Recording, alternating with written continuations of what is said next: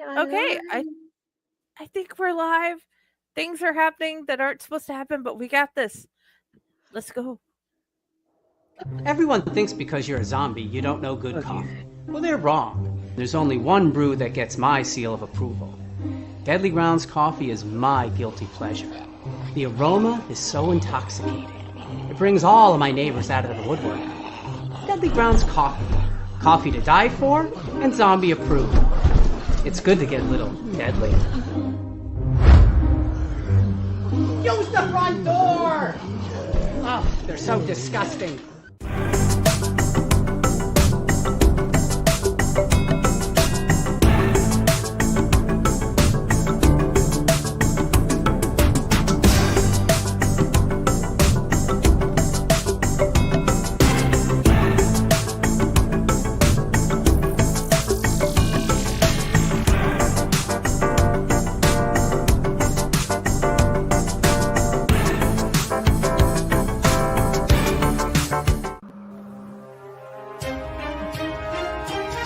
The Dorkening and all affiliated shows are not intended for anyone under the age of 18. The following may contain discussions or scenes that have adult situations, graphic violence, nudity, strong sexual content, and graphic language. This show is intended for mature audiences only. Viewer discretion is advised.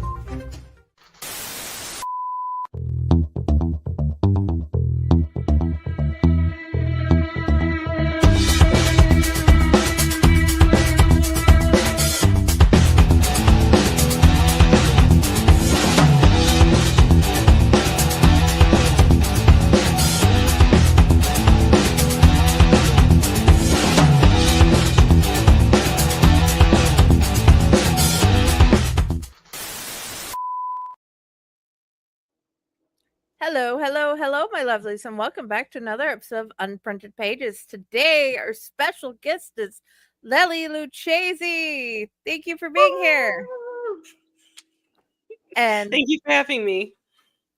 As our co-hosts, we get Dell, Radatosker, and Patty. And thank you again, Raz, for such a great intro to dance to. Ladies, how are you doing? I am great. How are you guys? I am bourbonlicious. I decided to drink tonight because I was excited because I don't usually come to the show. Sorry, but Lily was here. So I was just like, well, I have to come and say hi to Lily because Lily is awesome. Yes. I had the same reason for coming in. You guys are making me blush. I know I was makeup on, you'd see it. Well, I got to work with Lily on The Monster I Love anthology recently, and I really enjoyed that. So, and I've gotten to know her since, and I've enjoyed every minute of it. So I couldn't resist the idea of getting to come in and say hi. That's awesome. And I have to show off. I got this off the Kickstarter. I'm so excited seeing that in someone's hands. Well, now I'm gonna have to figure out how I can get you to autograph it for me. I know. We're gonna have to meet up somewhere at some point. Yes, we will, because it is a wonderful book, by the way, you guys. It is Vampires Don't Drink Blue Blood, and it is a novella from the Paranormal Detectives Series. So be jealous, get your own, but you can be jealous of me because I got the special version. So there you go. I am jealous. So, Lily, you wear so many hats and you have multiple pen names. What do you do? First and foremost, I am an editor, as it says on the bottom, author, editor, vampire enthusiast. I probably should move editor to the front. But I edit for Partners in Crime Book Services, which I originally started in 2019 alongside my mother, who did our promotion for authors. Since she passed, I do the editing, I also do graphic design, and I do audiobooks, formatting. So that is my bread and butter. But I'm also a USA Today bestselling author as Lily. And I write romance. I'm actually doing a little switcheroo. My Samantha Calcott pen name is going to be in Sweet and Clean Romance, which I have written some, not many. And my S.L. Sinclair pen name is for the dark romance. If you ever fell in love with the villain in a movie, in an anime, those books are for you. I Dude, will have to be you picking some of those up. most I'm going to definitely. recommend Acts of Contrition to you right now. I think you'll like it. Yes, yes. We shall go for Awesome. Colorado Trasker. Yes. That Squirrel's sounds like excited. viewers. I want to pick up. Yes, viewers, you are noticing a thing here, a continuance of vampire people. I am in love with vampires, and I'm in love with vampire authors, finding them, breeding all their stuff, and throwing them at you. So, yeah. I'm happy to be here just for that reason alone. Ladies, did you have a question? I Yay! did right off the bat about because this is something that we joke with each other backwards and forwards on Facebook with each other, but the horribleness that the just cringeworthiness of some of the things that we have to edit, or just things that you see in real life, and you're just like, why? Yes. Oh Why? dear God, yes. So so I was going to bring up to you, like, I don't mention names, of course, but some of the things that I've had to deal with were like in developmental editing, being like, this person has been pregnant for 3 years. That shouldn't continue. In this battle scene that's 20 pages long, he casts down this weapon on page 3, and then he uses it to finish off the final guy at the end. How do we fix that? You know, do you want me to have him just randomly grab something, or would you like to rewrite it? And also having somebody who killed off the same person, these are different people, but killed off somebody with the same name in 5 different books, and all of his universe is connected. And so I was like, is it the same person? You know? So, and he was just like, really? And I'm like, you brained him with this, you shot him with this, he was run through by a sword in this one and stuff. And he's like, oh, that's the name of my college roommate. He was a real asshole. I guess I just keep killing him. I didn't even know. I was literally going to say that had to have been based on a real person. That is the only time something like that happens. It was a real person. I knew it. Yeah. But yeah, I mean, one of What are the my crazy ones most you've had? Yeah. longtime clients, I just had going through, I'm like, does she live here? Does she live there? Does her family live here? Where does everybody live? Why did they move to this place? And it was a little, so I did have to ever go through. And it's you know, the minute things. I don't mind doing those, but it is funny when, you know, somebody's walked out of the room and all of a sudden they're in part of a conversation. This was a while ago. I'm like, how is this person there? Did they teleport back? Because they just got in their car and left. But I'm actually one of the worst ones. This is why I say editors should not edit their own books. I have left filler names in, and I actually had, it was a beta reader before it even got to my editor at the time. This is with my former editor. And she wrote me, she's like, did you mean to put a very famous fictional character's name here? I'm like, no, I just didn't have a fucking villain at the time. So I had to go and rewrite before I even sent anything in. But I think some of the worst things I've ever gotten were as an acquisitions editor. Mostly my clients, they'll have like the minor things, but there are times I'll open something up as an acquisitions editor and I'll stare at it and be like, yeah, I can't work with this. I can't work with this. The publisher can't work with this. Nobody can work with this. And I try and be as constructive as I can with rejection emails, but sometimes it's just like, I have nothing to say because I try to be nice and I can't always be nice. Hey, Stefan. Yeah, that I read a lot of fan fiction to like prime my brain for like, okay, it can't get worse than this. Right. Like, I no, have there's read some fan good fan fiction fiction, that's but better than things that I have had sent to me. Same. yeah. Oh, same. But every now and then it's like, okay, at least this will prep me for a lot of the common mistakes, you know? Like, okay, I finally learned that you just have to give in that people are going to put women instead of woman all the time because phonetically they're sounding it out and it's men, well, men. No, not woman. It's women, woman. And My very first proofreading job when I was just starting, I was like 17, 18, and I was originally because I was an ARC reader, and he's like, you catch all my mistakes. Why don't you start proofing? Because he already had an editor. So that's actually how I got started. and it was consistent with the woman. And I finally left him a note. I'm like, you can use find and replace and go through each sentence. Your books aren't long. And his response was, well, that's what I have you for. Why would I change it? I had Really? one that turned in a book that there was at least 450 instances of the word and in the book. And it was not a big book. Oh, It was not a big book. I search for that first, that and then. And but I actually had, I think it was probably one of the longest edits I had to do, a high fantasy client doing his second book. But he had so many instances of passive voice. I actually sent it back to him with the examples highlighted. I'm like, you have to rewrite this whole thing. And this thing was a thick book, like thick with like 3 C's, not just 2.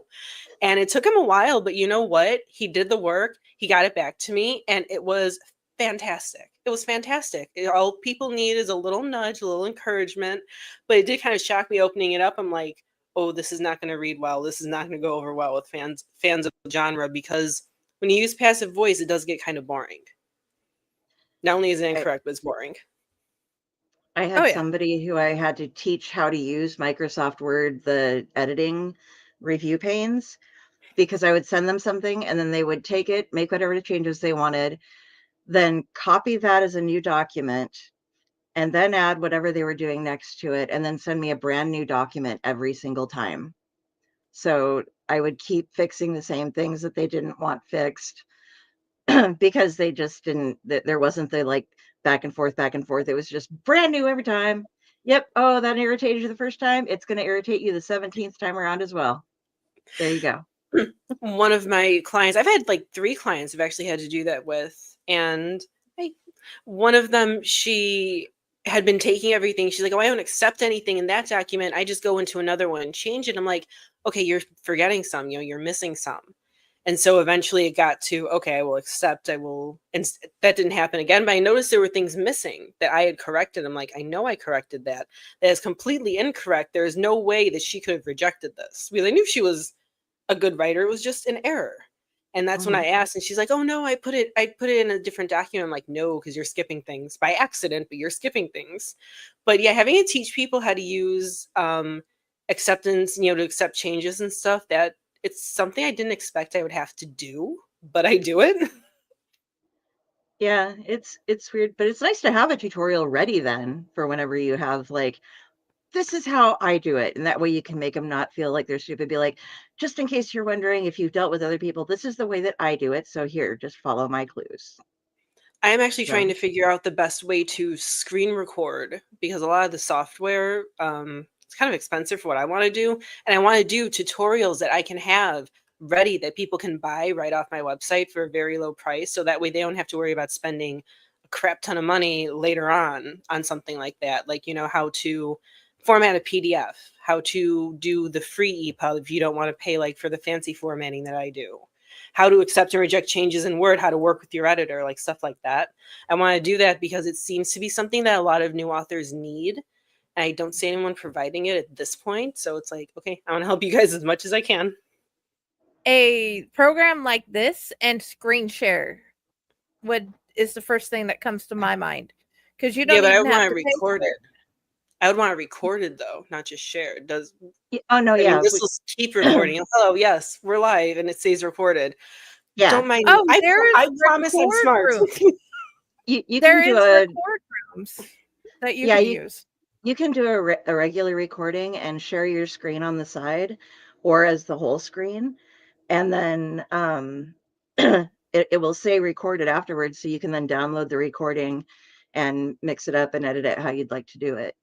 Oh, wonderful. So, thank you. Like I said, I promise I'm smart. It's just sometimes there are certain things right in front of me that I don't realize. So thank you guys. Yeah, well, if you've never tried the tool, then you don't know. But yeah, if that's what you're looking for, we got you. Not knowing a tool doesn't make you not smart. It just means that you're not aware of what tools are out there. And as Nook is saying, OBS is something else you can do to record your screen while you're doing it. It's like you're running a just a video recorder on your page that you can highlight whatever you want to do and just record everything you do. That way, if you have like a bunch of stuff that you want to skip out on, like while you're highlighting and moving around, you can do that. Oh, So okay. Yeah, my former laptop actually had a screen recorder built in, but ever since I got the desktop, this one doesn't. It has everything else, but it doesn't have that. And I'm just like, okay.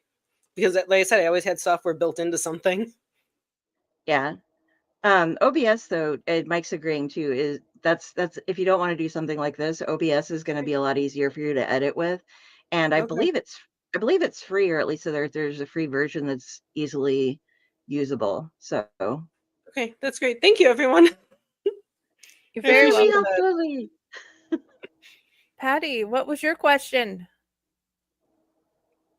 I had a question. Yeah. I'm sorry. It is free. Yay. He's just going through. Okay, we'll come back. Yeah, because I'll remember it. It's just going to take me a minute. You'll remember it after this whole thing's done and like message Probably. me. It's like how do editing. you Squirrel. exactly. How do you describe what you write? What I have always described it as, and it's in, if everyone sees my banners everywhere, horror with heart. Everything that I write as Lily Luchesi has a horror element at its core, and then I build around it. Mostly I write urban fantasy.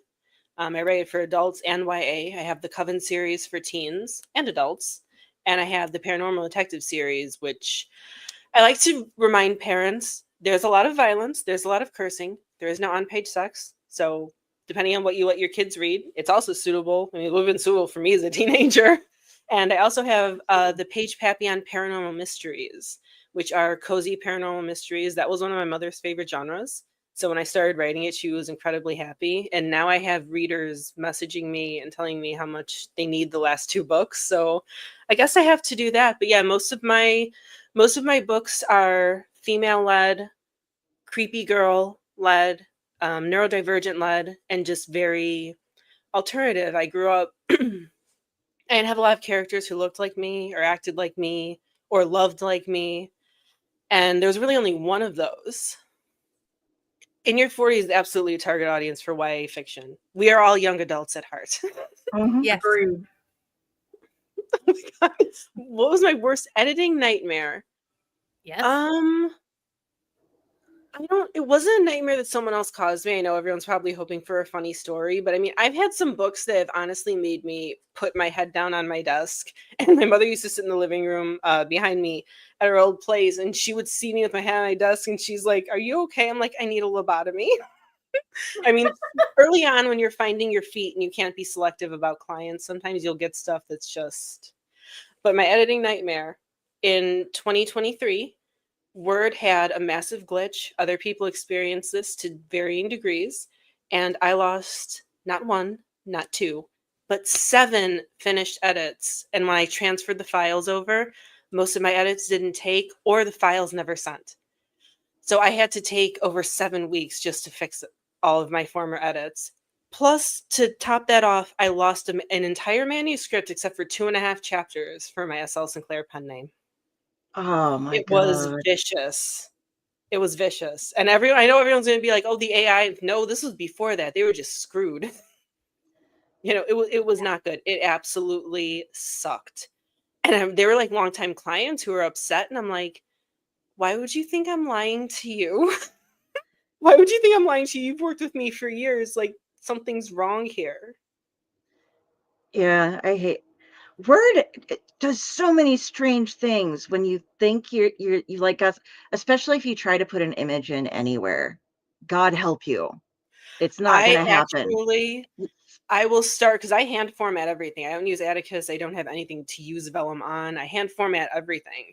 So I actually start off in Google Docs, and they are much friendlier and kinder if you need an image, or if you need to do bullet points or something like that, or Yeah. formatting the text in any way. Then I bring it over to Word, and I go back and forth, because Word for an image, I don't even bother. That thing is shit. The image is suddenly Hulk Hogan, and the entire document is in Russian with like 17 different pixels in chunks covering random pages. Yes, or like the text will all go to the right and off the page. Like you won't even see the full text. It's very like, why? Why hasn't it fixed itself since the 90s? Right? Like, oh, sorry. Just I understand your frustration. It's just so hard sometimes. I don't think there is a single person in publishing who has not wanted to strangle their computer at some point. If it were possible, we all would have done it. Oh God, yes. Or just Microsoft. In Yeah. Or just general. Microsoft, yeah. Or Amazon. Amazon by itself is. Amazon Oh, dude. canceled my account at the end of 2021, in December of 21. They said I had unusual buying habits. I'm like, okay, what does that have to do with my KDP account? I didn't even know what unusual buying habits meant, and they couldn't figure it out. Eventually, clearly, I got it back, but I have had a backup plan in place ever since. Because most of my readers are in KU. Most of them are in Kindle Unlimited. My Samantha Calcott pen name is going to go wide because I'm not going to have a lot on there anymore, so I can reintroduce an audience. But I built and cultivated my readership in KU, but I have everything as a backup because if it ever goes down or they ever screw me over, like, nope, okay, direct store, wide, just a couple clicks of a button. And yeah. I made the backup for my backup onto this that currently is corrupted. Soon as Okay. I saved everything, when I switched computers, that was all the extra stuff. It's all corrupted. I don't know what happened. It was fine when it was plugged into my last one, and then when I plugged in the new one, it was just like, nope, it's I done. actually had a floppy disk reader. That was what I had originally written on. I wrote on a 1993 Gateway because that was all I had. It was a gift. I couldn't afford any laptops or anything. And the floppy disk reader got corrupted as I plugged it in to the new laptop. I'm like, really? Like when I finally got one? It sucked. I lost a lot of old work. Now, granted, it must have sucked because I wrote it when I was like 15, 16. Actually, I did actually notice the smoke next to him, and I'm like, I think she's killing it. I think she's cooking it. He missed the first con I didn't take him to. There was a squirrel girl set up, and it was all these squirrels, and she like had a fellow squirrel puppet, and I'm like, I'm so sorry. I could have brought, but yeah, he's mad at me, so I'm not setting him on fire. I'm just smoking a lot because he got a bath for a couple weeks ago, so he needs to get the smoke coloring back in, so he's not so blindingly white.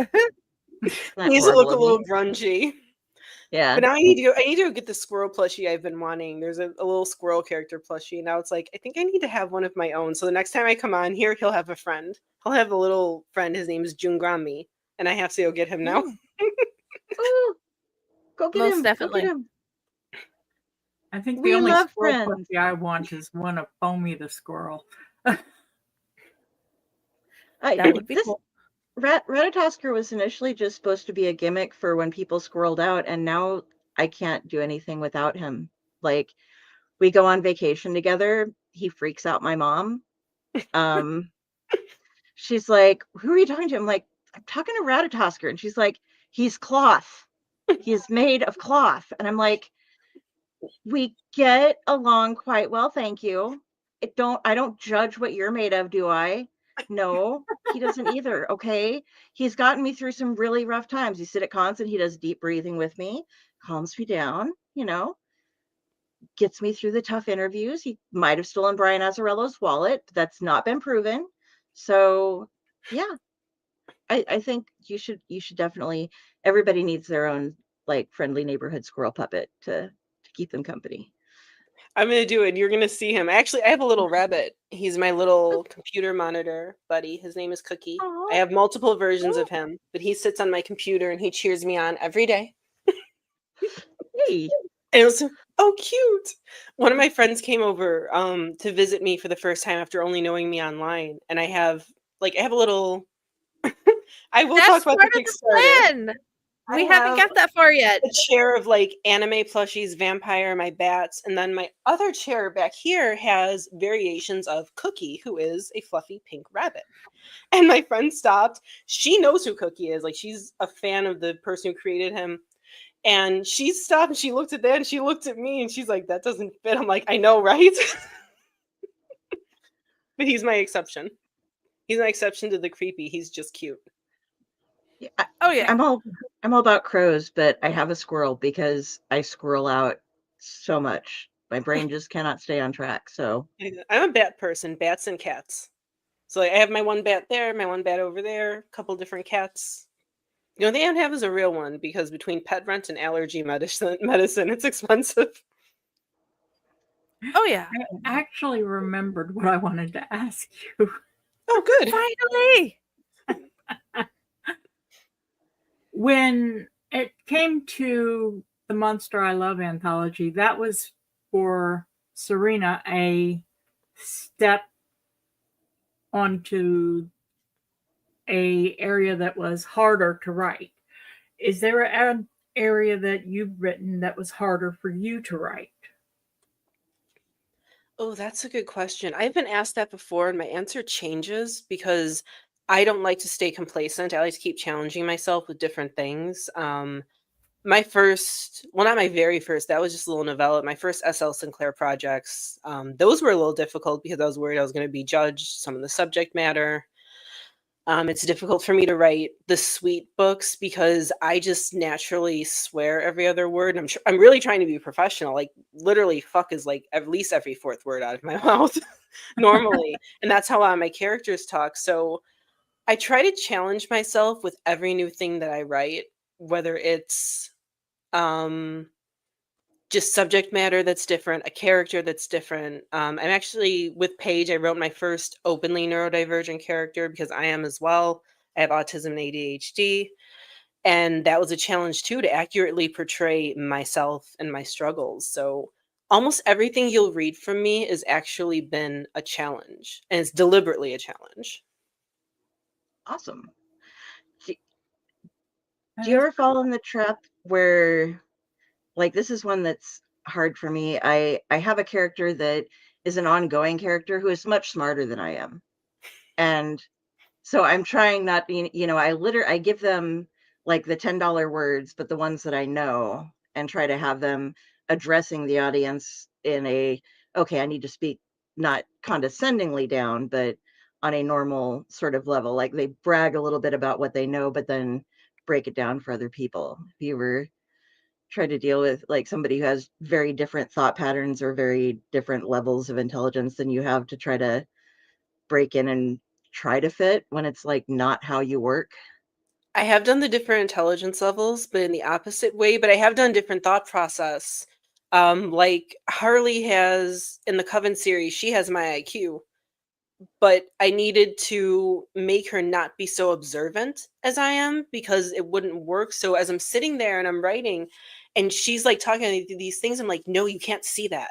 It doesn't work that way. You are not supposed to see that. The reader's supposed to see it. You have to be dumb. And she's like, but I'm not dumb. I'm like, well, you have to be. With Angelica Cross in the Paranormal Detectives series, I actually did it from Danny's POV, the love interest.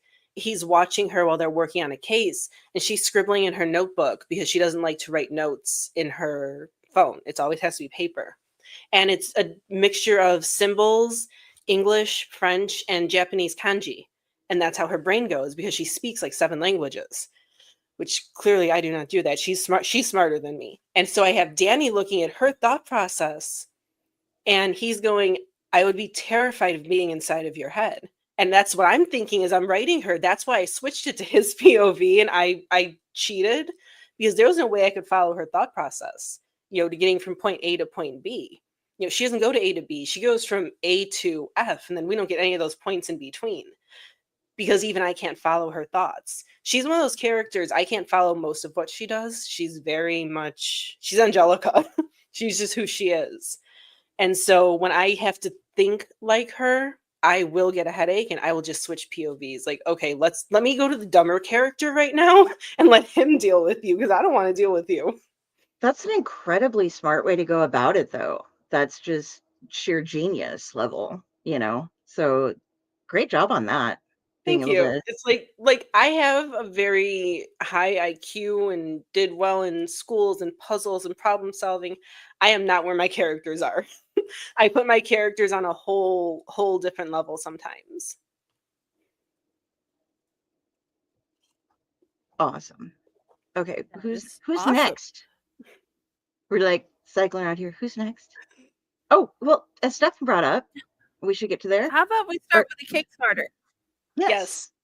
So it is 2025. Actually, in 6 weeks is my 10th anniversary as a published author with novels.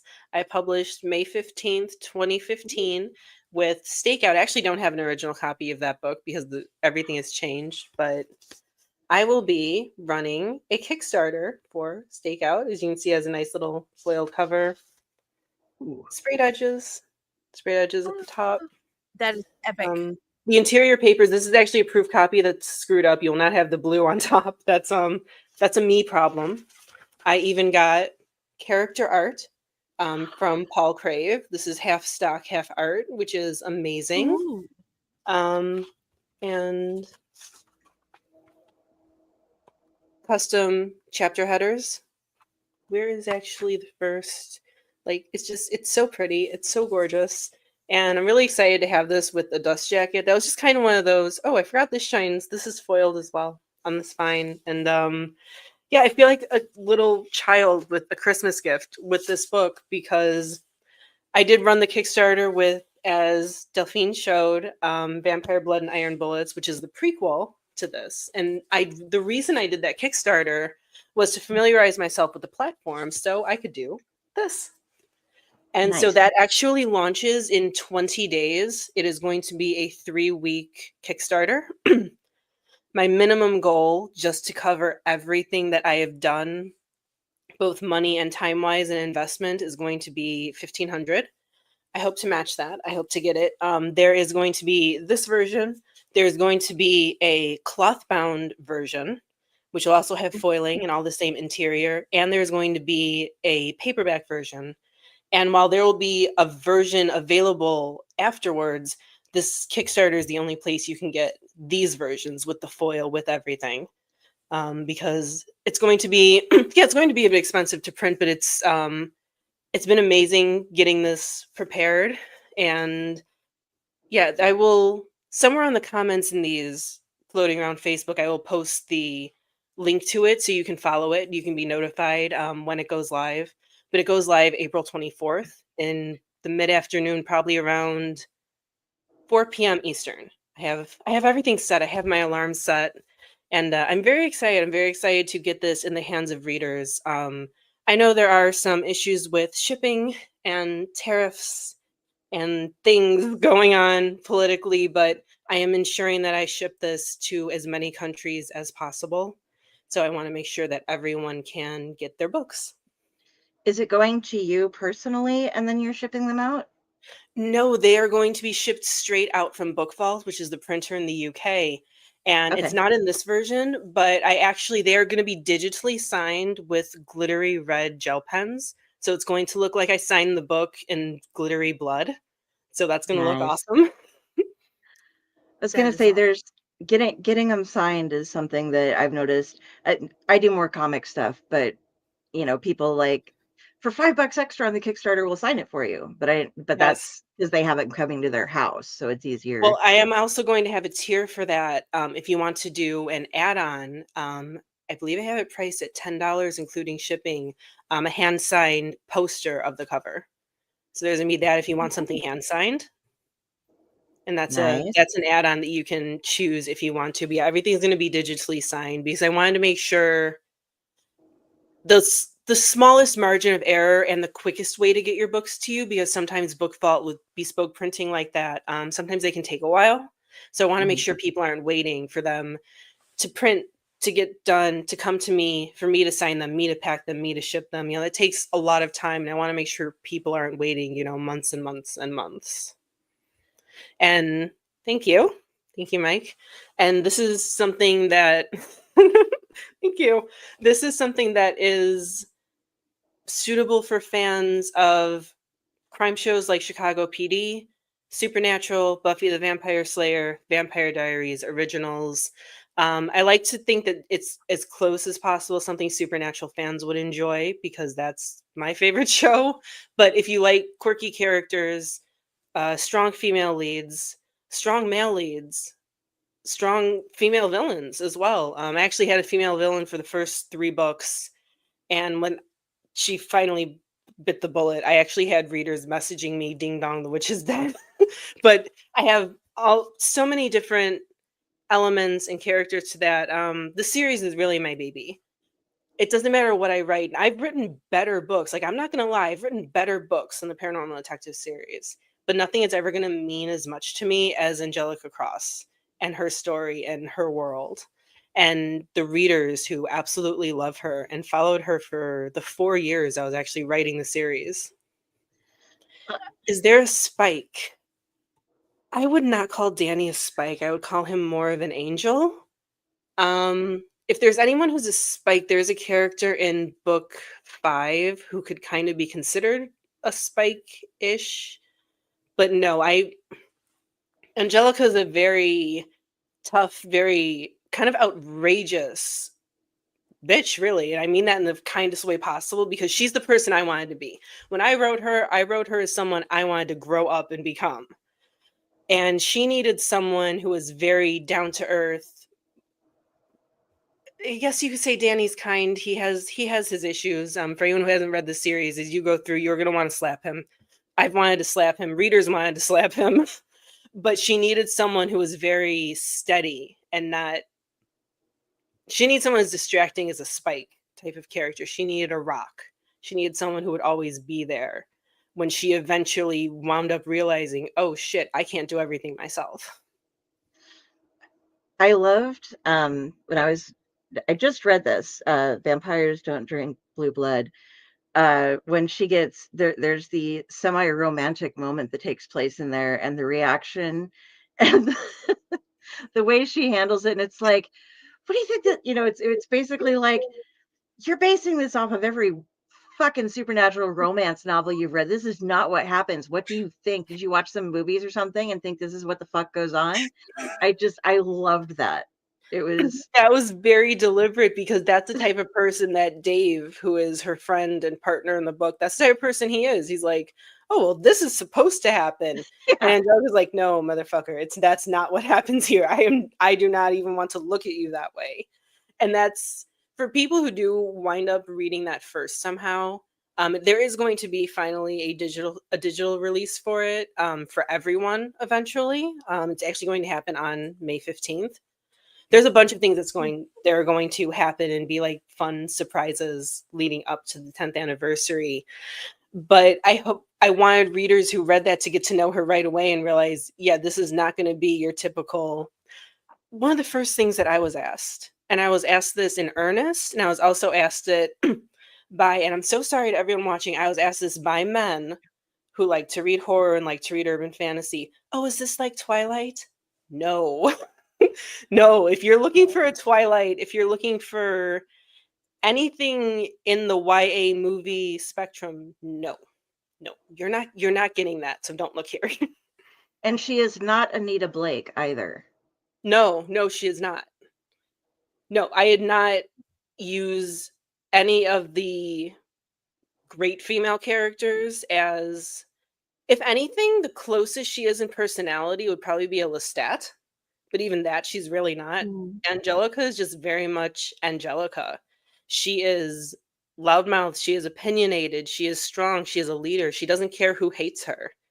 And she's not going to walk around, looking for someone to save her either. The basis of her story is she saves everyone. There is no one to save her. She doesn't want anyone to save her. I love her. I've just discovered her, but I love her. So I'm going to be learning all about her. I'm so excited about this journey because I haven't read anything in this vein for a long time. I've been like, I've had a lot of catch up stuff to do, and so now I'm like, I can start reading things because I love them again. And so, You can be like, purchase from Carrie Sanders, purchase from Carrie Sanders, purchase from Carrie Sanders. That's great. There's actually this isn't going to be a secret. One of the things that I'm doing is I'm launching my own store. You can choose to wait a little bit longer and get them signed, or you can just get them. There are going to be brand new paperbacks that are not these, but Stakeout will be included. There's going to be another version and paperbacks of all 8 books, brand new covers, brand new wraps, brand new interiors that are going to go up on my website for readers too. Well, The ebooks are already fixed. They're already done. I'm building my new living space because I'm going to get evicted soon due to all of my Kickstarters out of the cardboard boxes that I get from Kickstarters. So I will definitely make sure I get the Kickstarter for Stakeout because that's fucking gorgeous. Thank you. And then I'll wait until your store opens so I can order directly from you. So awesome. Thank you. I'm excited to start doing that. I'm excited to get books back into readers' hands. I've been doing things very detached. She sounds like your sister. I mean, if your sister was a badass, and from what I know, yes, she probably is. But yeah, I've been doing things. If you ever seen the writer MBA Russell Nohelty, they have the author ecosystems where it's like, what type of author are you?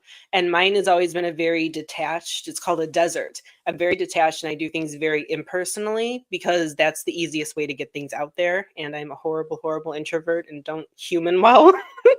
So this is going to be fun for me connecting to the readers again. It's something that I needed to do. So I'm excited. Do I use AI? I do not use AI. Okay, so funny thing. I know that the AI detectors also use your books for an algorithm. I put up one chapter of Stakeout into an AI detector because I just wanted to see what it said. And I wrote this book in 2014. And it said 92% AI. And I'm looking at it like, damn, I'm a computer. But no, there is no AI used in the making of anything. This front cover, the front cover design is mine. The dust jacket, and then, oh, I didn't show the pretty case. Thank you, Stefan. There is a full case design as well once you take off the dust jacket. Oh. And this was done by Blue Raven Book Covers, who she is absolutely amazing. And so she did that. Everything is human made and human supported. Eventually, I'm even going to have audiobooks, and I am going to read them because apparently when I get into my explanatory voice, I just had friends who never heard my voice. I only know them online in fandom spaces. And I had to give an explanation about something. And instead of answering me, they started messaging me faster and faster. I am AI generated. I have a lot of bugs if I'm AI generated. And they're like, they kept commenting, your voice. I'm like, what about my voice? And I guess when I get into like teacher mode, my voice, so I'm starting to do, audiobooks. So yeah, everything I do is human supported. I don't like humans, but I support humans. Just so we all know, everything Owlite and Fake Horror are human made. All the stories are human written. All the graphics are human made. We are not an AI peoples of all I the don't support creative anything AI. Period. I will not handle it. So now you know. Yes. Onward to the next part. Where yes, the more you know. Which character do you want to have a coffee date with most? Oh, a coffee date. Probably Sean, who he is in the Paranormal Detective series.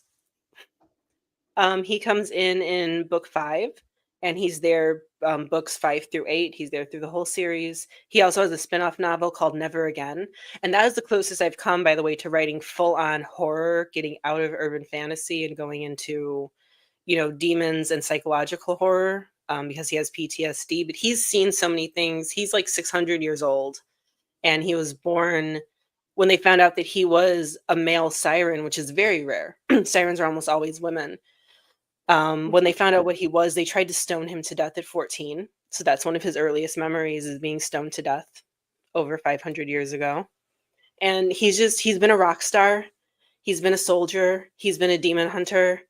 And he's dated Angelica Cross for a while. Like he's had a life. And I would love to sit down and, have coffee with him and be like, what did I not discover in your book? Talk to me. Talk to me about touring. Talk to me about all of these other random things that you have done in your life. Because I know there's more to his story.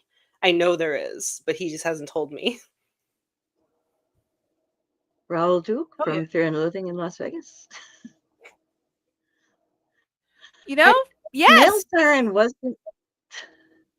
Yeah, when you said when I was reading at the back of the book, it gives the backgrounds of some of the different characters, and I was like, Yes. "There's a male siren?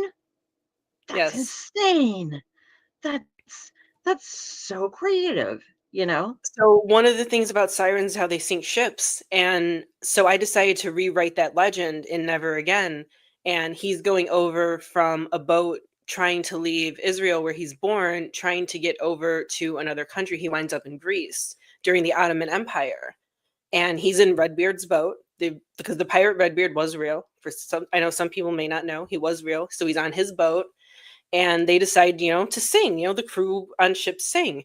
So they tell him to, and he entrances them so much that even the captain doesn't steer the boat, and that's why they crash. And so he then turns into a wanted man because it's like you bewitched us somehow and made us crash. So in my world, that's how the legend that sirens are at sea actually come from, because in my world, they're not. He just happened to have done that on a boat. That's an entirely new take on it. I love that. Thank you. That's So two could they authors that we've had that rewrote that. I'm so happy. I think a lot of us don't like that because it always goes into like women being hurt. So I'm like, why'd it have to be a woman being hurt? No, it's just a guy goofing off on a boat and he caused an accident. Yeah, I keep interrupting you with like, "Hi, I'm going to tell Adele's story real quick." My kiddo invented sirens on her own in her head. When we were little, we went well, when we were little, when she was little, we went out to we'd go hang out at this coffee house and she'd get a hot cocoa and we'd do our thing. And I had all these little puppets and I had like uh pirate puppets and mermaid ones and little finger puppets and hand puppets and stuff. Like it's been going on for a long time. It's a thing. And she like took this penguin and she took a mermaid puppet and she's like I just gotten done telling her the story of Bluebeard, like, and everybody around me was looking at me like, what the fuck is wrong with you? She's like 4 and you just talked about like chopping off people's heads and shit. And I'm like, just wait. And so she pulls out these and she's like, okay, I'm going to tell a story. And off the top of her head, she made up a story about the mermaid who sat out on a rock and lured the penguin, because that was the closest puppet that had anything to do with water, in. And like, as soon as he reached her, he died. And then like all these other creatures started getting sucked in because she was singing, and it made them all die because they drowned because they're singing. And I was just like, and they're looking at me and they're like, you taught her about siren. I'm like, no, she just made that shit up, dude. She's never heard of a siren before. She sounds But like me as a child, and that's awesome. that's what I'm like, I kind of I can kind of feel like I know you like from that aspect almost a little bit, because you're like, I'm gonna rewrite this shit. And I'm just like, yeah, you get there. And I I'm used by to no means. tell my stories with dolls too as a child. I wish I had them or had pictures of them or something. And my mother didn't even bat an eye at this shit, which is something that I love. I would draw blood on my dolls and say, "Oh yeah, that one got stabbed. That one got into a fight. That one died. See the black under their eyes? It means they're dead." I would draw blood coming from their mouth. This one's a vampire. And that was the only thing I did with Barbies, because I didn't like them. I didn't really own them until I was like 7 or 8. And then I got Barbies to make them murderers. I love you so much, Lily. The I Send me your address, because I'm going to send you like a starter set of some of these little finger puppets that I had, just so you can have them to play with, like the different models of them and stuff. That's adorable. that is Send it to me awesome. on Facebook. I would love Okay. that. I have a question. Hmm. Out of all the characters you've written, have any of them made you angry as you were writing them? Danny in the Paranormal Detectives series was the first one to make me angry. He was originally written Okay, so Paranormal Detective Series wasn't supposed to be a series. It was just supposed to be a single horror novel. And the ending was supposed to be Angelica's the villain and she kills him. And she was working with her father the whole time to just kill him because of who he was, a reincarnation, the whole trope. That trope stayed. She obviously did not turn out to be the villain, but he was originally the personification of xenophobia. And he drove me absolutely nuts. But I had to keep that going with him. And finally, by book 5, I'm like, you know what? You have to change or I am going to kill you. And Angelica just has to hate me. Like, I was ready to kill him off. I was negotiating with my own character. Change or I will kill you. And he changed. He changed. And the next 3 books in this series, he is not the cause of any of the drama anymore. But yeah, he drove me absolutely insane. And there's been a couple who are like completely clueless. Like, I absolutely love Paige and I modeled her after me. So this is why she drove me crazy, because I got to sit here and be like, oh, this is what my friends deal with. This is what my mother deals with. You know, she's sitting there like, oh, and why would he do this? Why would he do that? And all of her friends are yelling at her. He fucking likes you. That's why, about the other character. And she just sits there and she started driving me crazy. I'm like, oh, this is what I do to people. Oops. Part of the solution now. Danny, I assume he means? Yes. Danny has always been part of the solution. He just is a stubborn, since I am one, I can say he's a stubborn Sicilian man. That is his problem. He's always been part of the solution. And he becomes the man that Angelica deserves by her side. I don't want to say needs. She doesn't need anyone. And she says that though. She doesn't need anyone, but he becomes who she deserves, finally. That is important. A very important distinction there. Very much. I never want my other characters to need anyone. And Harley in the Coven series, she did need someone. And I don't want to say who she needed, but because she needed that person had to die. Initially, that person was dying in book 1. I did not kill them in book 1. But that person had to go because she could not grow without getting rid of that need. And it's not a romantic need either. That's fair. You have to. Oh, yeah. You have to develop a lot. My characters are very much independent because that's the type of person I've always been. As soon as I see them leaning too hard on something or someone, it's like, nope, gotta fix this. Because my characters go off on their own tangents. They do whatever the hell they want. I'm just sitting here like I'm trying to get all the bunnies into one single fluffle. That's my job. Please, no, I'm a hare. I changed my mind. I'm jumping through the air. Sorry. I'm gonna have to go, guys. I'm so happy I got to talk to you, Lily. I'm gonna send you things if you send me your address. But It was so great getting a chance to talk to you. Thank you for popping on. Yes, I love you. I will talk to you later. And good night, guys, and everybody out there. Good night, Bye. We're gonna have the quick ad break, and then we're gonna come back. Okay, guys? Okay.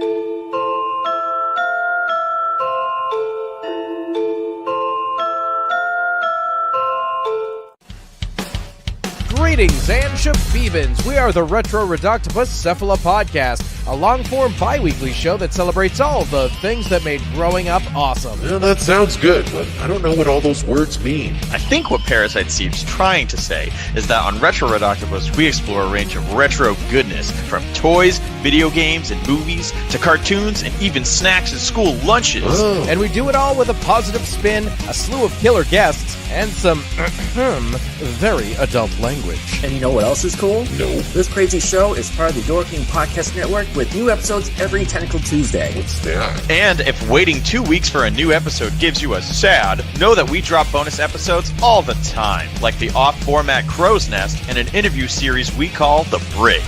You can listen to Retro Octopus on Apple Podcasts, Spotify, Stitcher, or any app that's cool enough to carry the only show that celebrates all the things that make growing up awesome.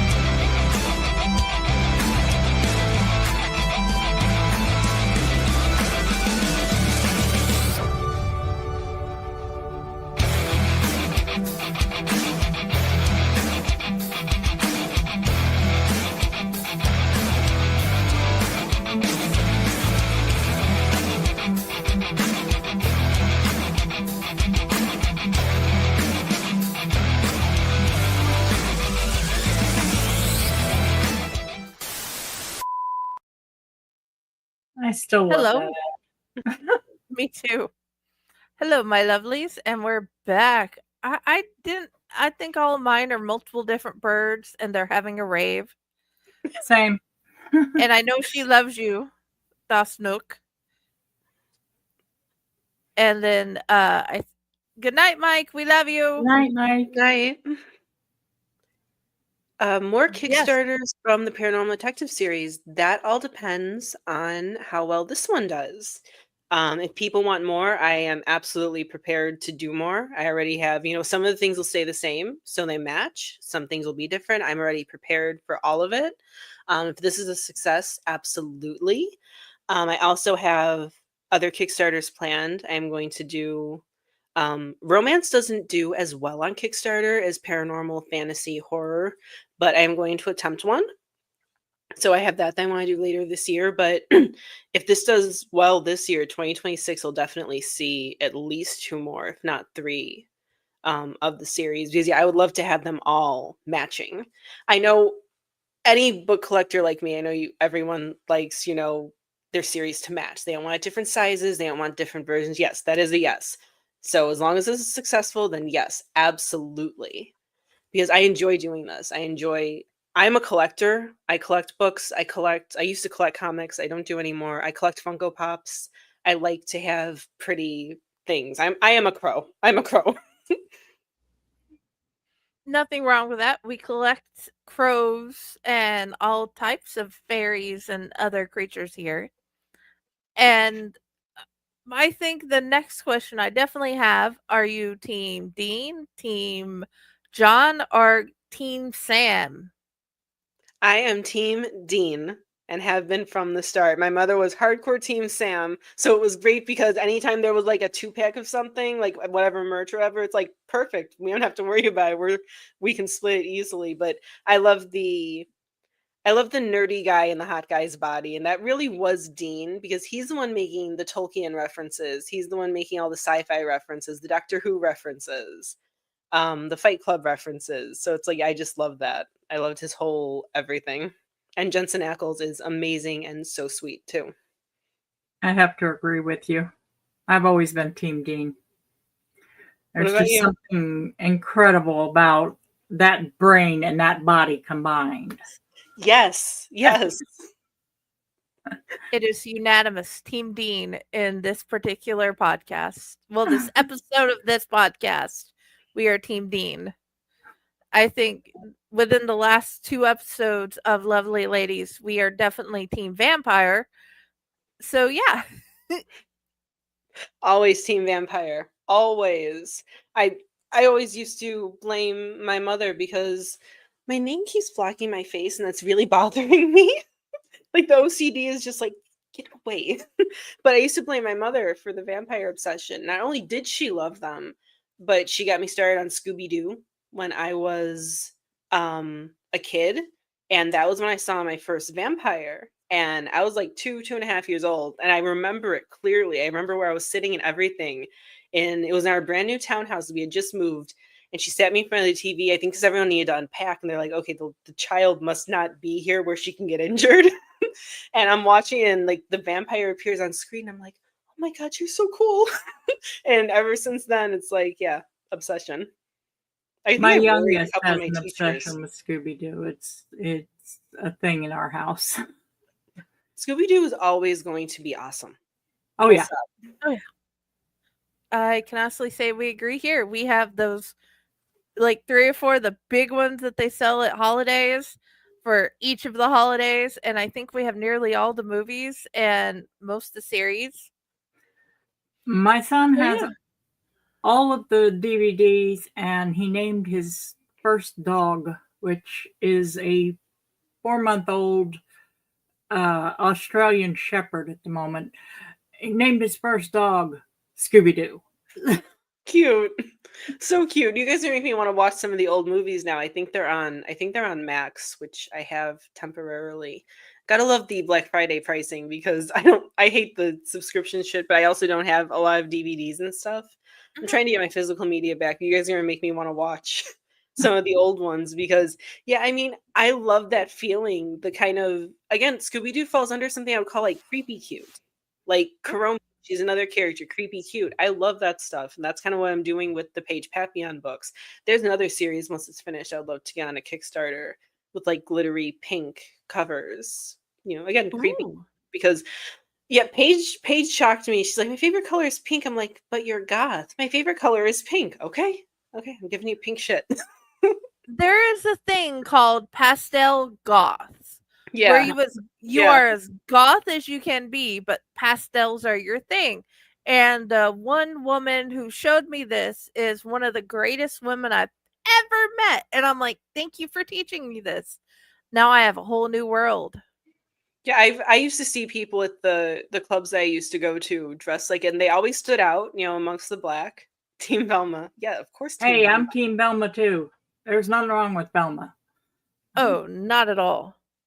Yeah, she is definitely, yeah. But no, like it was just so weird when Paige was like, but I like pink. Like, I didn't expect that out of you. I didn't expect that out of any of my characters. Why do you like pink? But yeah, that was one of the things I was thinking of, like, you know, the Scooby-Doo found family sort of thing, solving mysteries together. That was one of the things I wanted to kind of capture. They even have an animal mascot. They have Mora, the cat, who may not actually be a cat. You have to read the books to find out if she's really a cat. That is awesome. Do you have a favorite cryptid? Oh, that's a good question. I used to answer Godzilla for that. I don't think he counts as a cryptid, but when I was younger, I used to answer Godzilla. So my favorite cryptid it's a ghost here at one of our cemeteries in Illinois. And she's one of the basis of the Woman in White legends. And she will go and she will cross in the middle of the night and she'll make cars crash as she runs across the street trying to escape the cemetery.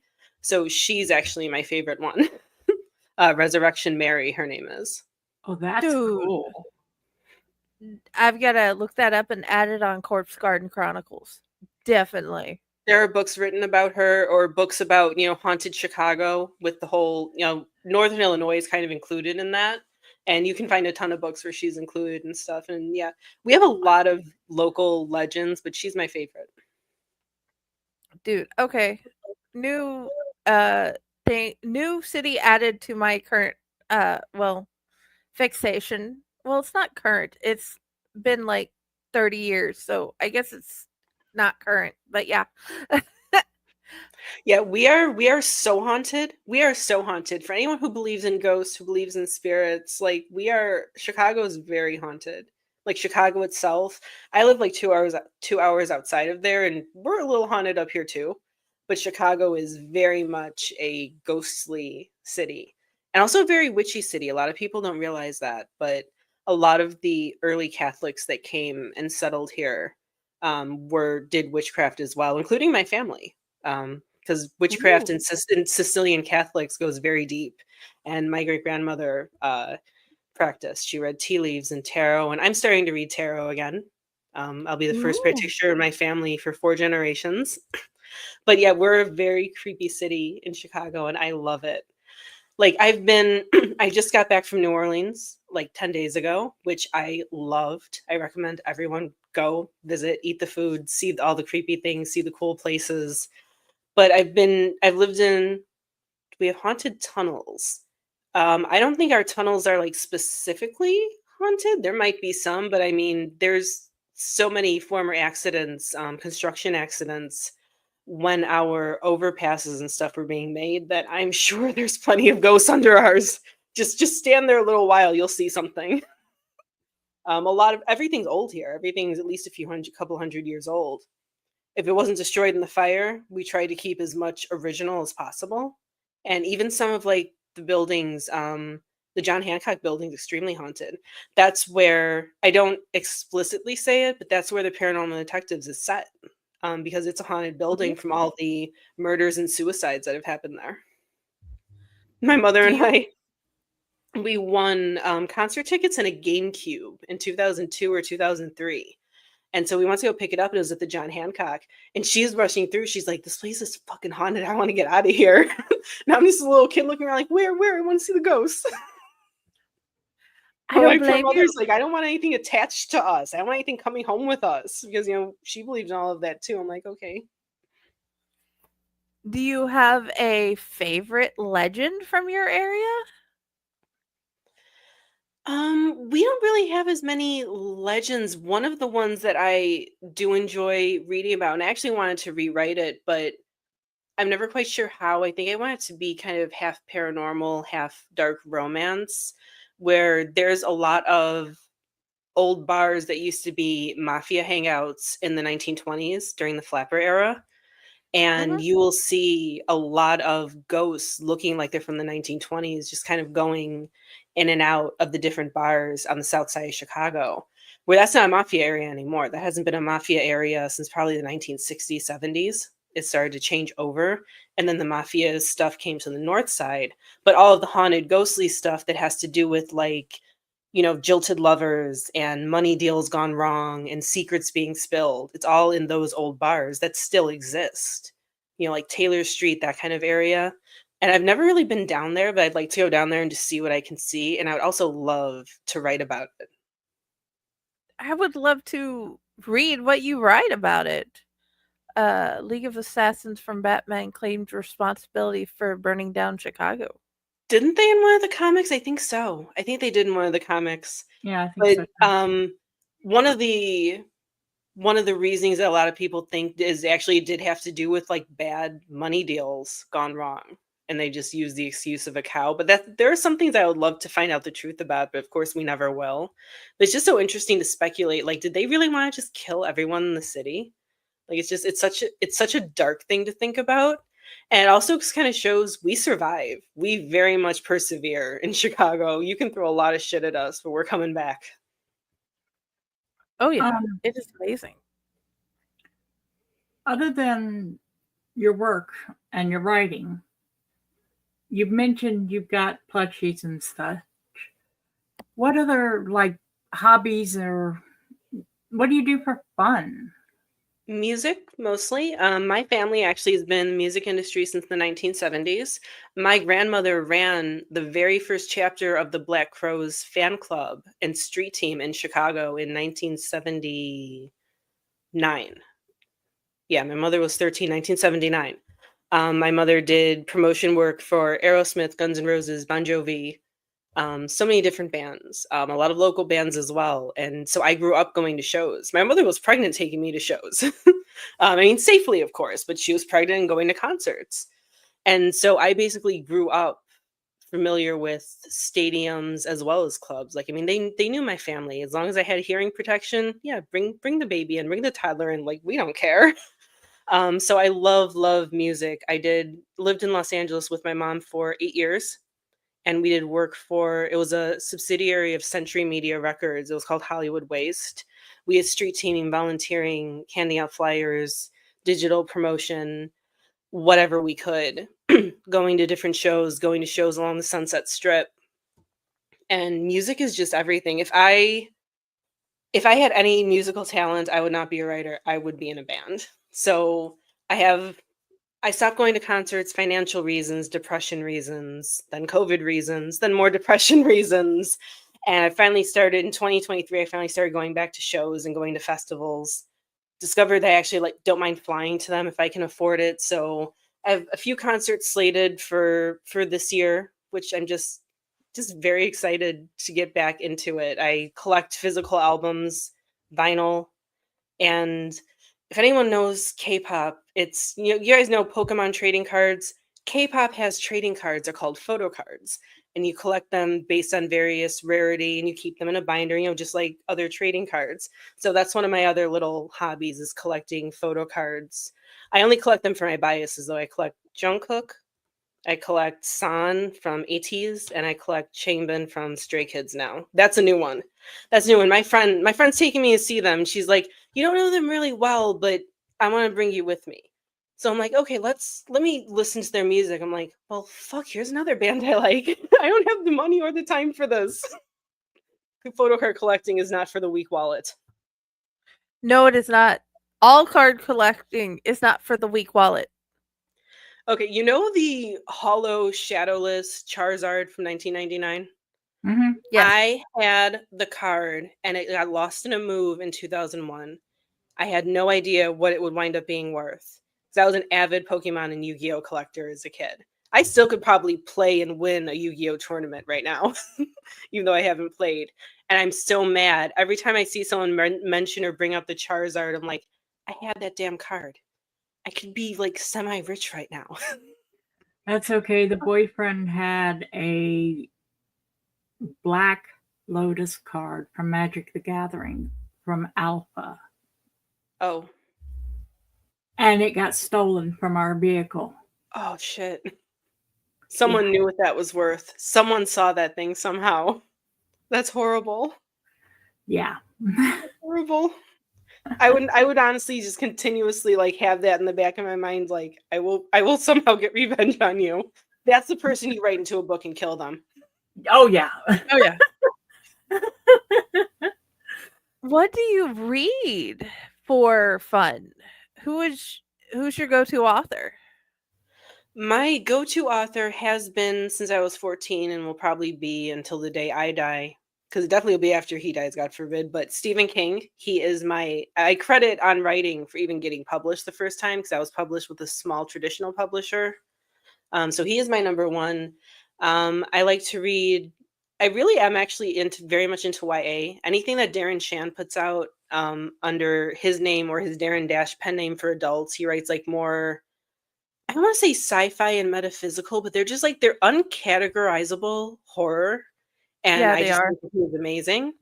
And yeah, so it's mostly horror. I do read some fantasy romance. I have not read The Fourth Wing and all of that. I do read some of my clients for fun. I edit for Maggie Alabaster, who does different dark reverse harem romances, but I also read her books before she was my client. I've read The Summer's Harem, which I don't know if it's still published or not. I should know that.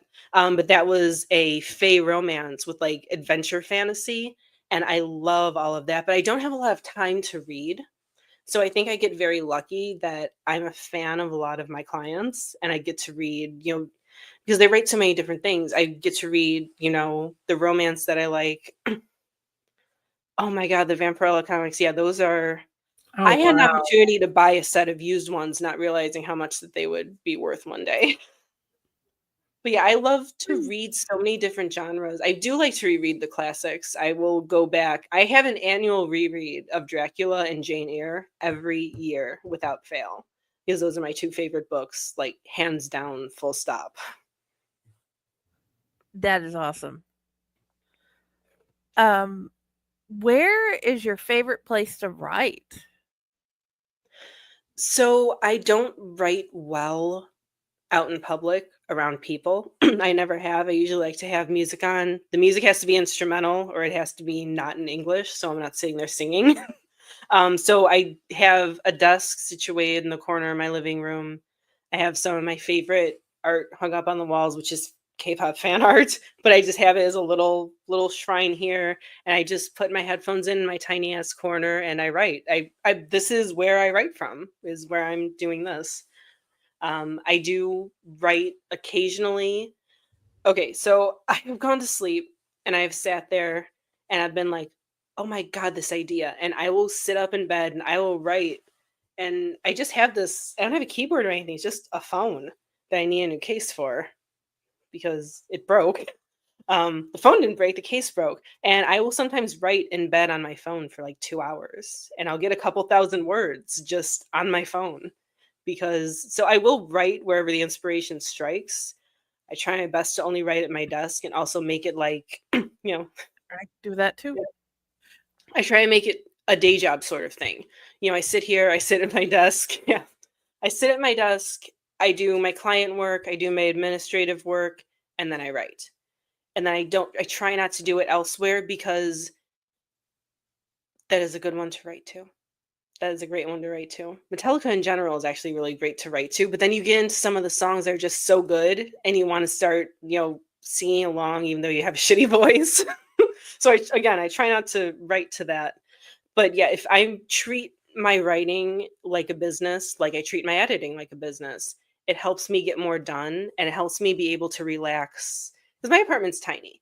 I don't want to be thinking about work, you know, where I eat or where I watch TV. I try to have it separated into its assigned little nook. Understandable. Unfortunately, I have 3 kids, and it's usually wherever I find time and space to do it. Most of my clients, I mean, I know clients who have written books either traveling on planes for events or going to their kids' things. I have one of my clients finished her novels and sent it to me while she was at her kid's soccer game. Oh, wow. Oh, let me rephrase that. It's not unfortunate that I have 3 kids. It is unfortunate that it's hard to find time to write. Let me rephrase that because I wouldn't trade those monsters. The little werewolf, the little I don't know what monster he is at this point. He changes multiple times a day. And the little artist, I wouldn't trade them for the world. So, yes. Yeah, and kids, I'm sure kids are great. I have never had any inclination to have any. So every time like my friends talk about their kids, it's like, I'm so happy for you guys. They're adorable. I'm so happy I can also close the door and not have them at home. I know that sounds so horrible. I'm not cut out for motherhood. It doesn't. I am not insulted. It's your choice. I just know there's a kid that once she gets older that wants to read one of your sets of books.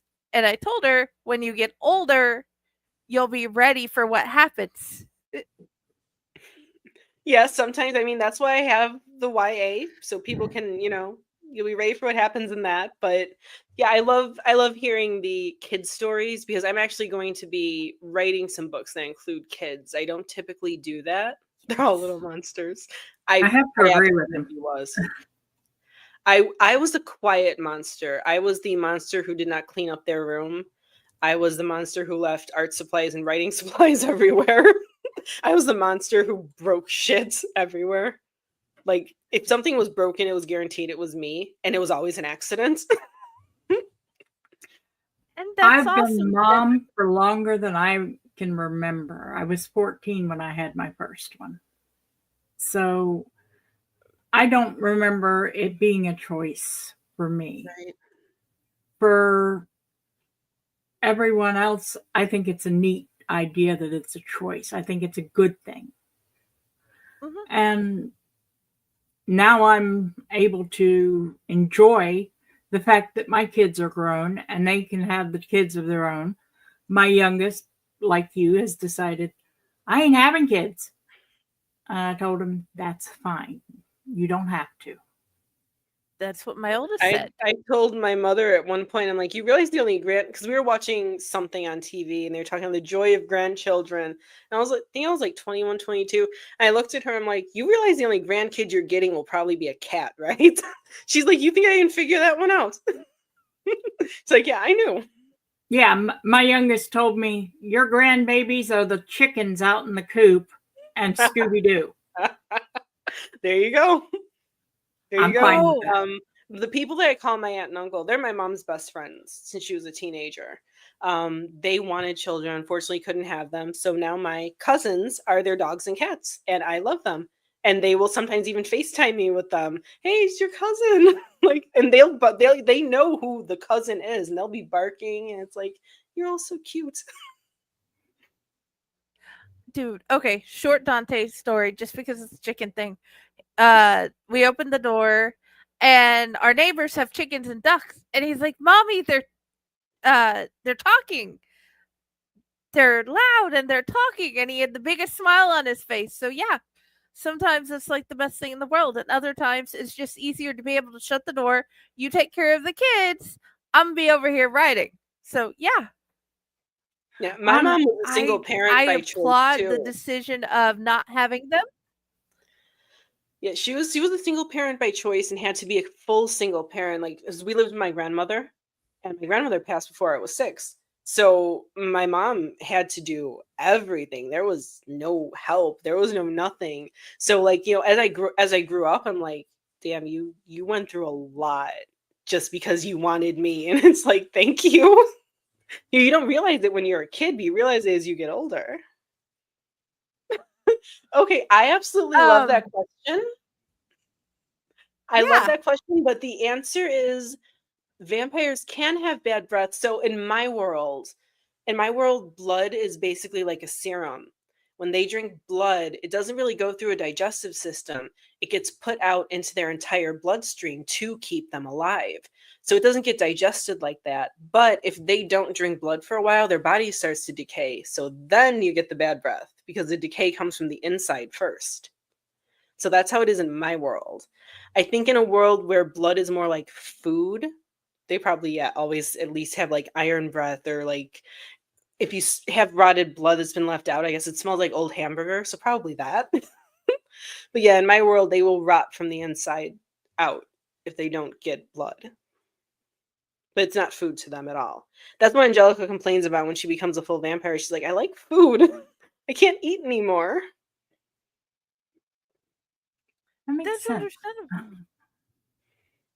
Oh yeah. Yeah, when I did my vampires, I'm like, what can I do that's a little bit different? Things just kept coming to me like, this is how blood actually works. This is how they can get pregnant despite not having, a working reproductive system. And some of this stuff can't even be explained in the books because there's no place for it. There's no place for all of this lore, so it's just up here. Well, honestly, most writers are supposed to have that much extra lore that they don't put in their books. It's the ones that put it in their books, even though it's not supposed to be there, that are the problem. Yes. Those are the ones that they come to me and I tell them, hey, this is great. Put it as bonus content in your newsletter because they ain't staying in the book. And you can Exactly. always write a companion novel, a companion encyclopedia That's true. to because the really cool thing is like PC Cast had written a little novella that explained the goddesses Hecate and what happens with her and the different things in her world that was never actually said in the lore of the book. So yeah, Yeah, that that's might an be a interesting suggestion. thought. Maybe even a Kickstarter add-on, not for this Kickstarter. That would not work. I do not have the time because I have to set up all of the other things for it. But that's an interesting thought. I just had a client. When I was editing her, like, I don't know how many books of hers I've edited. It's definitely over 10. But one of the things she always does is her characters always center around food and like this big found family plus blood family. And it's a very nice feeling. They're romantic suspense, but she always makes sure she has this homey, and she always gives them a menu when they have these gatherings. And she has so many of them. I message her, I'm like, do you ever think of writing a cookbook? Because they're real recipes that she made. Like, do you ever think of doing a cookbook and doing a Kickstarter? Because that would be really awesome. And like, even though I have the recipes, because I've edited, it's like, I want it. I want it. I want to do that. I want to cook your recipes. So she's thinking about it. I hope she does it because I just think it would Me be too. something really cool. What do you say? I'm fucking sparkling. No, there's no sparkling. There is no sparkling. The only sparkling is I just redid my editor bio on my website, and I said if you want your books to sparkle like Edward Cullen sneezed all over them, you can come to me. Yeah, I saw that. I thought that was funny as hell. That's why I shared it. So right as I was typing, I'm like, I can make your book sparkle. I'm like, oh shit, like Twilight. I'm like, oh wait, like Twilight, I can use that. Yeah. For the first time ever, I can use that. One of my readers who is a good friend of mine, and I've known him since before I was writing. He actually told me I was the one who brought him back into liking vampires after Twilight just completely turned him off. And Angelica like kind of brought him back. I'm like, that's one of the best things you could have said to me. I don't mean any hate for anyone who is a Twilight fan who happens to watch this. I actually got told once, if you hate Twilight, it's just because you're jealous that she's more talented and famous than you. Oh, God. I just remember staring at the screen when I got that comment, like, no, honey, I'm not jealous of someone who's using vampires to spread the Mormon religious agenda. Thank you. I'm not jealous of that, I promise. But it's not there's just so many problems written book either. That's just it. Like, there are a ton of vampire books I don't like the plot. It's just not everything is going to appeal to me just because it's vampires. But she's not a very good writer. No, she's not. Her I got halfway through the book and I couldn't stomach anymore. And I have read some really bad books just because I wanted to read. But that one, I couldn't even get halfway through it. It was just, it was just it wasn't for me. And I read a lot of YA vampires. Again, the saga of Darren Shan, or I think in the US they call it the Cirque du Freak series. When it comes to vampire romance, I read Vampire Kisses by Ellen Schreiber. During the time Twilight was out, Vampire Kisses was also being published. Vampire Kisses was for me. It had a goth heroine, a curvy heroine. She was mischievous and she was always trying to rebel against the bullies and against her small town. And the main character he reminded me of Gerard from My Chemical Romance. The long black hair, like the Helena era of My Chemical Romance, 3 Cheers for Sweet Revenge, the long black hair and the eye makeup. And it's like, yeah, this is my kind of vampire romance. Sneaking around in the dark and making out in the cemeteries. And it's like, it was the goth teenage girl's dream at that point. So it's not that it's, vampire romance, you're just, being elitist. No, I'm not being elitist. I love the stuff. I just think that woman doesn't have a lot of talent. I am also the person who got a Dean Koontz book and it was so bad. I closed the book when I was done and I threw it against the wall because his writing was so horrible. I agree with that. I agree heartily with that. That man is nothing but verbose, badly written, word vomit. It's like if Hemingway and James Patterson had a baby that became Dean Koontz. Yes. That's how I feel. Oh, God, yes. It's like, I've never abused a book in my entire life. That one got thrown. That one did. It's like, what did I just waste my time reading? And I know not everyone's going to agree with me, and that's fine. That's great. I'm sure there are some people who heard me say Stephen King is my ride or die go-to author, and they're laughing at me right now. That's fine. You can. Definitely not going to laugh at you, but also I put on the Gunslinger series or Langoliers or something as the book I listen to when I go to sleep. I can't say anything. I don't think I've ever heard anyone actually mention the Langolier series, like verbally. Well, it's not a series. Awesome. I say series, but it's a set of 4 stories in a book. So it's a series of stories in one book. That's, Which was how the Green Mile was also originally written too. So I used to call the Green Mile a series when I was younger. It's like, no, just because you read them like that, because that was what the used bookstore had. We didn't have a lot of money. I was used bookstore. And then every few months I would accrue enough allowance to go and buy a new book. Mine was the library. That was it. And I would check out every bit of what the library would allow me and return them read in time. Even though I was a teenager, at some point at the library, they allowed me to have an adult library card because they knew how much I read and what I read. So between our library for the horror stuff and like grown-up books, and then my school library when I was younger, that was how I read all the Judy Blooms. I read the Babysitters Club when I was little, all of that stuff. Yeah, I think I would have died without a library. I would have just been so screwed. My family used to joke if they didn't know what else to get me, get Patty a book. That was always going to be something that Patty would like. Get her a book. Dude, at one It point, didn't matter what type. very true. At one point with my kids, they were using all the books on their cards, all the books on my cards, except for one. I'm like, I'm getting these 2 books. You can deal with it.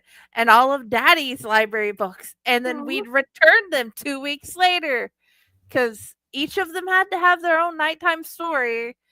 And yeah, we'd just go through them in 2 weeks. That's awesome, though. Her Dante is the reason why I'm writing kids' books again. Really? He can barely read. He's just starting to pick up words here and there. We had read the book so much, he had flipped through the page and told me the words exactly as she wrote them back. And I'm like, yeah, I can see why you asked for more. When it gets to the point when you're memorizing them, that was how I taught myself how to read when I was around 2. I was memorizing the words, and I would recognize the words and the patterns, and eventually just clicked in my head. And that's how I started reading. Well, with him, it was the books that he was reading was stories I was telling my child when they were Dante's age, that I decided I just wanted a physical copy of. So I published them for that reason. I just wanted a physical copy of them. And if some other kid got to enjoy them, that was great. So I get a message from Jenny goes, Dante says, can I please have more Pip? Oh, but that's so cute. I love that. I love that you are inspiring a little kid to get reading. That is awesome. Dude, and then, he's told of course, 8 Serena different stories today. Yeah, Serena He made is up. my dark, adult author, writes nothing but horror and dark fantasy. And now Serena's putting out a kid's book this year because Dante wanted Serena to write a story for him. Oh my God. So he saw this skeleton holding a sandwich, and he's like, okay, we gotta talk. Ask Raz and ask Patty for a skeleton holding an eyeball sandwich. And I'm like, that is very interesting, child. I'll ask. I love that. I love that. He definitely sounds that's me as a kid. I want the weird shit. The weird shit was fun. I wanted they made it into a cartoon, The Halloween Tree by Ray Bradbury. That was one of my favorite cartoons I would rewatch constantly. Kiki's Delivery Service, with the witch and the talking cat. Great taste. We have my buddy Ray got them a book of that, and we went through it so many times that I'm like, okay, we're getting the audiobook because mommy can't keep rereading it. So we get the audiobook. We got 2 versions, one done by a cast and one just read by one person. So whatever she's in the mood for, I don't have to keep rereading it over and over again. She can just listen and read along. Smart. Audiobooks were not too much of a thing when I was a kid. I mean, like 25 years ago, let's say, they were expensive. They were on a tape. They were on, a cassette tape, or then eventually went on CDs, and they were expensive. So we didn't really have those. Oh, yeah. So my mother and grandmother set up a floor-to-ceiling bookcase with books suitable for ages, 0 through 5 for me when I was born. And I was read to constantly. And I really do think that my grandmother especially probably would have been like, please give me an audiobook. I made her read like a lot. Oh yeah. And it's like, I feel like that would have been very helpful. But I think audiobooks for kids are just a general idea, because I know they're the hot thing right now for romance especially. And everyone's like, I want dual narration. And I'm sitting here like, I'm professionally narrating my own, and I'm going to be using my own software and other software online to tweak it and sound perfect and get rid of my blunders. So you can deal with me if you want an audiobook, or you can get nothing because they're I'll expensive. take you. I'll definitely take you. I need to do get started on the stakeout one too, because right now I just have The Family Firm by S.L. Sinclair. Because like I said, it's a thing in romance. Like it's really, really, and I guess some people are leaving it by mistake on their Bluetooth. So people's like husbands or their friends are getting in their Yeah. car and it's automatically connecting and reading some scenes out. And it's like, maybe not everyone needs to know exactly what goes on in these books. I was just redoing mine because I have to redo. I'm two done out of 4 redoing the present tense because my books were initially in third person. And I want them in first person present. So it's a laborious process, but I'm doing it. And I'm rereading some of these scenes like, I forgot I wrote this shit. Oh, wow. I made my mother read this. Eventually, my mother started asking for if it was one of my spicy ones. I'll read the book, cut those scenes out. I cannot read my kid writing that stuff. That, yeah. Yeah, Although I'm gonna be my one of mom I'm would gonna be probably one of the read it ones anyway. who's yeah, I'm gonna be the ones whose audiobooks need to be like turned off when the husband or the kids get in the car. Or it's stakeout too, probably. I mean, some of the Paranormal Detectives books get pretty interesting with the torture and fun with the torture. I enjoy writing that stuff. I have such a hard time writing those type of scenes that I am absolutely in awe of your ability there. It's not easy. Are you talking about the spicy scenes or the torture scenes?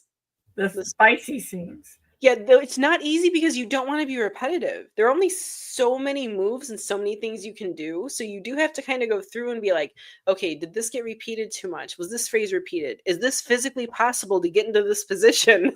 That's one of the funniest things with editing reverse harem. It's like you got to kind of stop and picture it and be like, okay, is that physically possible? Or is someone... There was one time, it was actually only 2 people. It wasn't a harem. And my client had it written and I messaged him and I'm like, this is a scene you need to rewrite before I go through it because no one's neck is going to be able to bend that way to get into that position unless you move him.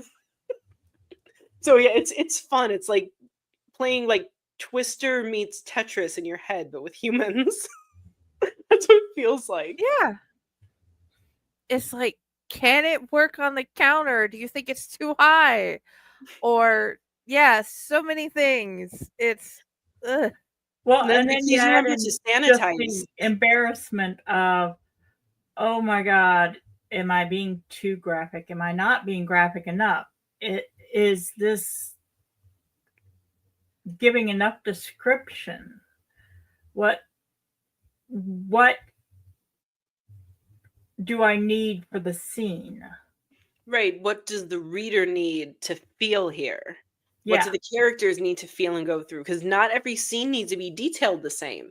Even if it's a book that has full-blown spicy scenes, you may even have a fade to black scene. It all depends. And that's why I tell people, because I hear comments a lot, oh, if I just wrote smutty romance, I'd make a ton of money. I'm like, first of all, if you think it's that easy, go ahead. See how well you write it and see how much money you make. I want to see. And nobody's ever done it so far if I challenge them after seeing those posts. But it's not easy because you have to keep thinking. And even a normal person who's very experienced and has done a ton of stuff, it's like there's only so much you have done that you can write. And you go through it and you have to decide what's too much, what's enough, what needs to be expanded. Like Paranormal Detective Series, I actually had someone suggest to me, and this was someone who was straight up horror, did not read romance at all. And he suggested to me that I should add open door scenes. I'm like, it doesn't belong there. It doesn't belong in these books. And at the time I was already going to write, spicy books. So it's not like I was against it. It's like, it doesn't belong there. It belongs in other places, not there. Not for Angelica. I'm actually doing a panel on Sunday with Go Indie Now about writing multi-genre. So this is probably something that's going to come up. And I'll be like, I prepped. I was on an amazing podcast and I prepped. When did you decide that you wanted to be a writer? Fully deciding this was going to be my career, I was 8. I hated writing.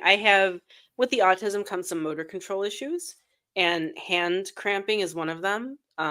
It's one of the reasons that I'm scared to learn how to drive because, holding the wheel and all of that, I get scared for accidents.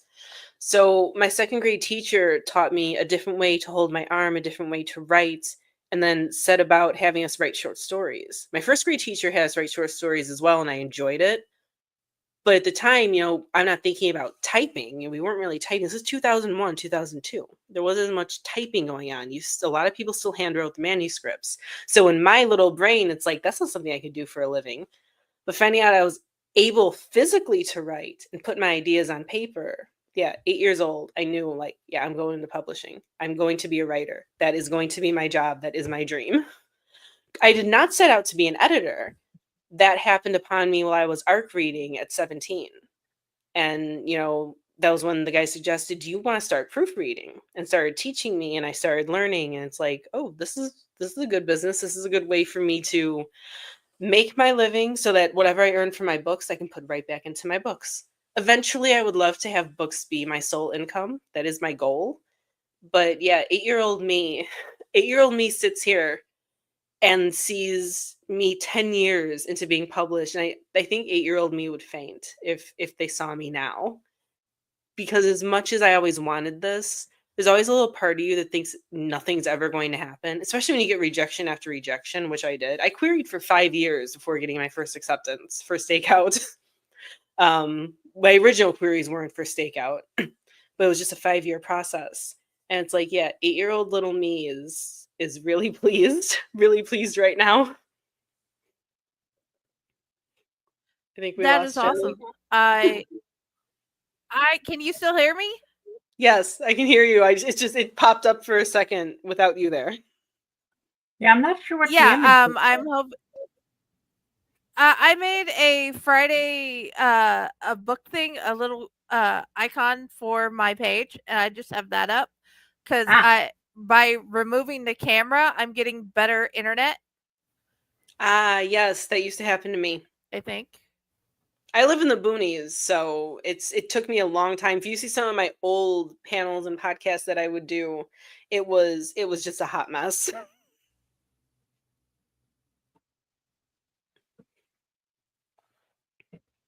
But Blaze, at 8 years old, I sat there, I wrote a story, got told it was good. The first thing I ever actually wrote, like pen to paper, because I used to write poetry before I could even write. I was reciting poetry by the time I was 3 that I made up in my head. But the first thing I wrote, I was 7 years old and it was the first grade. And our teacher wanted us to write a 2-page front and back notebook paper Halloween story.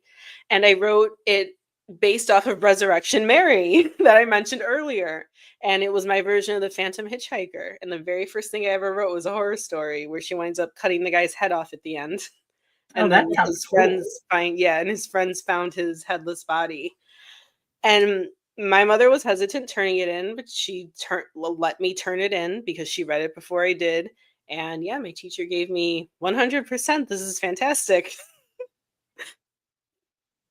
That sounds fantastic. Nobody stopped me, so I just kept going. That's kind of what it is. You didn't stop me, I'm gonna keep doing it.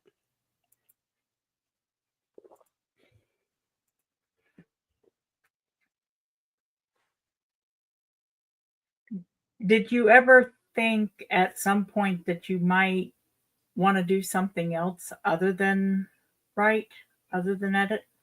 My backup was psychology. I was going to go to school for child psychology. That was going to be we did lose her. Hopefully she comes back. She will. That was my backup, was psychology. I graduated high school the summer before I turned 16. So with my grades, with what I did, my mom sat me down. We wound up having a tragedy, a house fire, and losing everything not even a year later. So there was just a lot of upheaval, a lot going on. So my mom sat me down. She said, "You want to be a writer?" Yes. "That's been your dream?" Yes. "I will support you until you're 25." She said, "If you don't make it in publishing by the time you're 25, you will go back and you'll get a degree for something." She said, "I don't care what it is, but I will give you until you're 25." And I earned a little money, like, to contribute to life.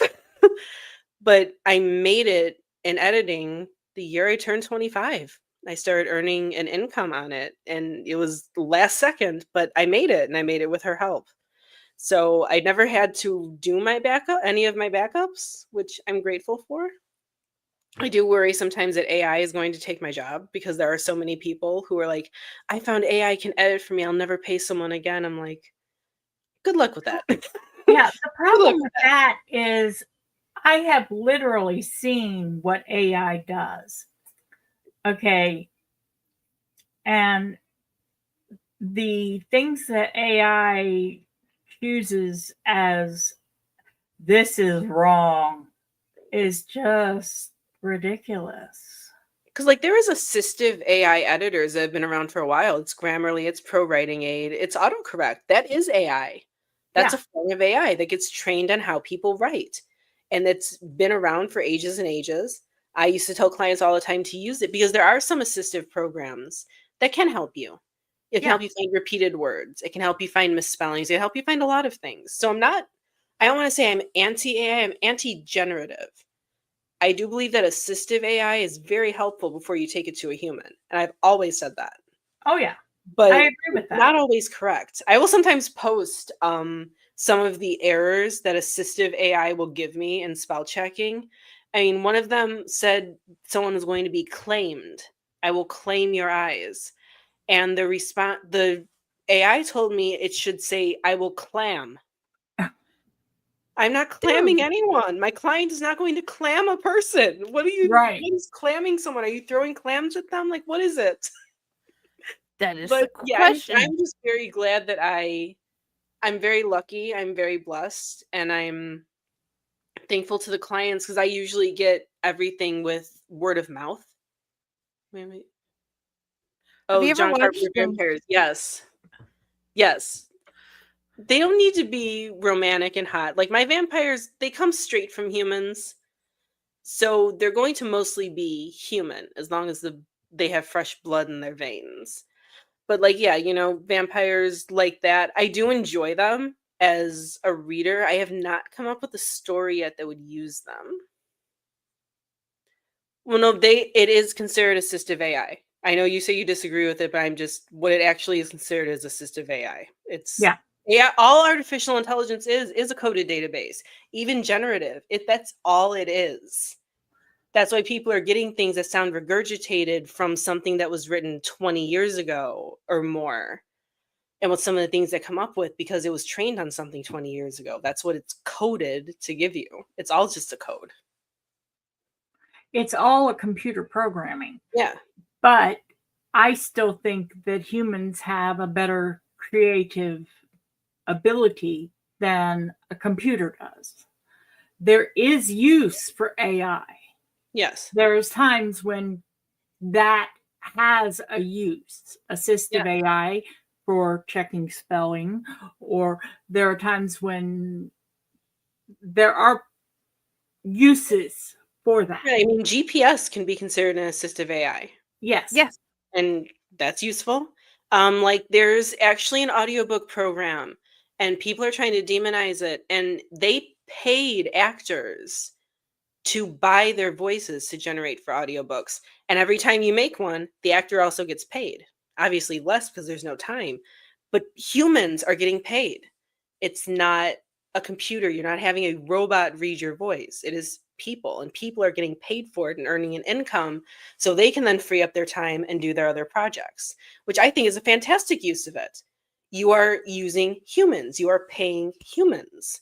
I think that's just in a deep space. There's a use for everything. I just don't think that an AI should be writing your books for you. I agree. I know people who sit there and they'll actually type in their own prompts get the AIs back, and then be like, I don't like this. I want to do this. And it gives them an idea. And you know what? If that works for them, great. They're still writing the book in the end. Yeah. So I've actually if you're had, going to use it as a critique partner to gauge your own prompts in your head, cool. I don't care. yeah, I've actually had an author talk to me about, well, if I were to use this to help me get an idea going, would that be such a bad thing? I said, no, as long as you write the final result. Right. No one idea, no group of small sentences is going to make up a whole book. You're going to come up with your own thing as you're writing. Yeah. But and if it prompts creativity, that's fine. I mean, how do we know? Like, I don't know if any of you guys have been on Tumblr. Tumblr used to have an account that was just writing prompts. How do we Yes. know that was a person? How do we know they weren't just feeding it into something that spit it out? We don't. But people still used it. People have written whole novels based on those prompts. I actually, I used to love to go on Tumblr for the writing prompts because I used to joke that Tumblr was for poetry and porn. You go on there for the prompts and the porn. That was the only thing you went on Tumblr for. Tumblr was very much a fandom space too for some of the nerdy and horror stuff and anime stuff, which by the way, I keep seeing Black Butler behind you. I see it popping up behind your head. It's like, I need to catch up. You're reminding me that I'm so behind. But that's my scroll. AI companies are going to be likely excluded from copyright law because of source materials can't be copyrighted, and if a computer creates it, it also can't be copyrighted. There's a lot of red tape. There's a lot of things that we will have to go through, but I maintain that AI will never replace humans. I was just talking with another author on her posts, and she and I both have the same had the same fear. AI replacing an author, AI replacing an editor. And it's like, no, we know it's not going to happen. It is just our fear and our anxiety. It will never happen. The people who are sitting there and, writing a novel in a day, in a couple days, and just running it through a program, it's not going to last. It's not going to be sustainable. So there's nothing that real creatives have to be worried about whatsoever. Right. The craze of using AI will pass, just like the craze of anything else will pass. Okay. Can you share the article in the group? That would be great.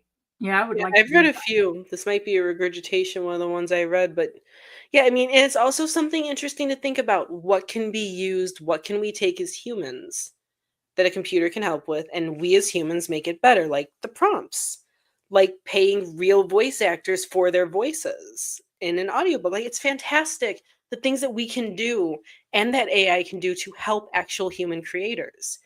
We just need to not run away with it and replace it, which again, it's not going to happen. Besides, everyone I know who's tried AI writing has actually come back and been like, I like reading the real book. I want to write. And sometimes it reignites the creativity when you realize, oh wait, the reason I wrote is because I love this job. I mean, it is a job. Writing is a job, but like, I love it. I would not be breathing if I wasn't writing. It's just, it's in my soul. It's in ours I don't too. know of any creative that actually can truly exist without creating. I think it is part of us. That is who we are. There is a record label. They're called Hybe, and they are starting to implement AI. You'll actually see some of their posts on Instagram for one of their artists, not all of them. Some of his album was AI generated with his voice. He has some issues with singing. There's a lot there, but it was AI generated. And one of the other artists on the roster, after this happened, actually came out in a live stream and said, I do not support this. I do not agree with it. What is the point? All I want to do is sing. He said, in the day that an AI can replace a human vocalist is the day I quit. And he always maintained that he would never quit until his voice ran out. And this is something my friends and I were actually just talking about, is how, it's a corporation introducing AI. Oh, we can replace humans. And the guy has literally said this. Humans cannot satisfy needs. I'm like, you don't know what you're talking about. You sit there behind a desk with your millions of dollars in your LA mansion. You don't know what a creative person is. Yeah. You don't know the soul. I'm sorry, CEOs don't have souls anyway. We know this. CEOs and multimillionaires and billionaires, like on that level, they don't have souls. Now, if you're a millionaire author, yes, you have a soul. You're fine. You're good. But multi-billionaires like that, they don't have souls. They don't know what it is to create and to have creativity of any sort in your heart. They don't get it, and they never will.